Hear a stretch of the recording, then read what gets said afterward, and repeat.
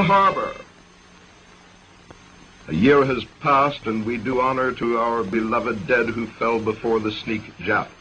I've been traveling now to the Middle East for 40 years. I've made over 30 trips to places like Afghanistan. I've seen for myself these terrorists, these Islamic militants. They hate the United States. When I say history is a way of repeating itself, is I found out that immigration crucifying immigrants. This is not the first time. When I think about yesterday and how it affects Arab Americans, I get chills up my spine. I wish during the Pearl Harbor time there were more people that stood in solidarity for us. Yes! And so that's why I'm here as part of API Force to stand in solidarity with you. It happens with the Chinese Exclusion Act. It happens following many years after that with the internment camp, putting away 120,000 Japanese Americans just because of their country of origin and their race, even though many of them are actually American citizens. And today, with the Southeastern Muslim Arab Americans, they're under the same kind of destiny. They're going through the same thing. They're being crucified, they're being ostracized, they're being detained, they're being put away for the same reason. That's why I'm here today. That's why I say history is a way to repeat itself. We feel that when people of Arab and Muslim descent are attacked and their civil rights are violated, that this affects everyone. What it actually feels like to be part of a community that's being targeted by special registration. Because these days, if you're a man age 16 or over from any country that's predominantly Muslim, you're assumed guilty until proven innocent. When I came into the INS checkpoint, they saw my passport and it says clearly country of origin is Iraq.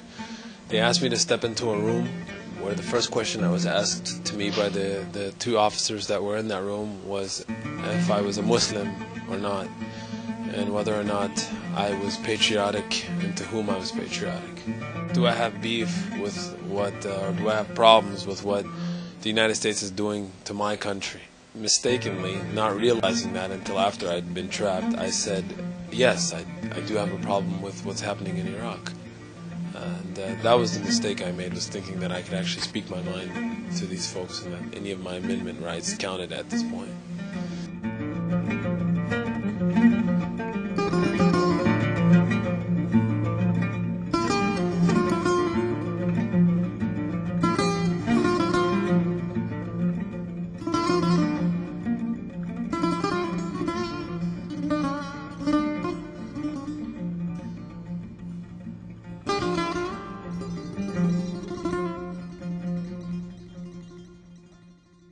I was held for a duration where they began to ask me questions about affiliations with any groups that might be doing any terrorist activities, if I had gone home in the recent time periods. I felt demonized and criminalized, and I almost felt the pressure to produce an answer that wasn't there just to stop the madness. I don't know, seemed to infuriate these people more and more and more and more because they were sure they had someone, and in fact they had no one. Well, today, April 25th, marks the deadline for the fifth wave of special registration. Special registration being a new policy to really round up Arab, Muslim, and Middle Eastern, South Asian immigrants in the U.S. to make sure, kind of like placing a surveillance tag on them. They've put it under the pretense of special registration, something that's going to extend to the entire population of immigrants. But what they're really doing is labeling anybody in this country who is Middle Eastern, Arab, or Muslim as a terrorist. It's all about fitting a profile. If you have facial hair and you're olive to dark skin, you get profiled right away. I know a lot of people who have been harassed at airports, held up at airports, detained at airports. I know folks that everyone I know actually from Iraq has been contacted by the FBI. The most interesting thing about that program with the FBI is that the first thing they asked my parents when they answered the door.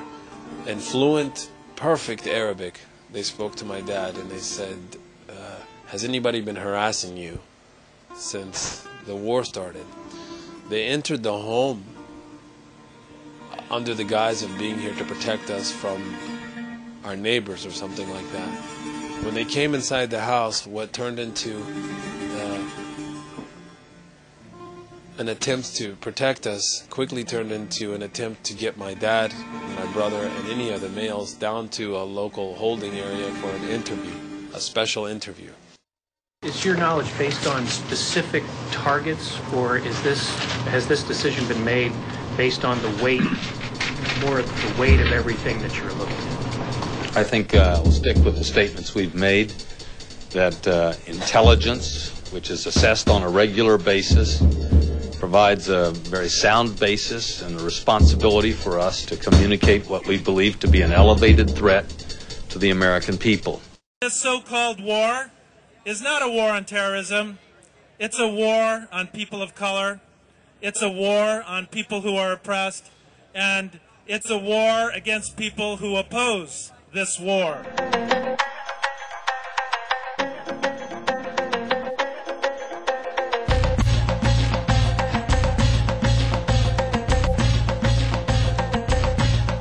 This is not the first time.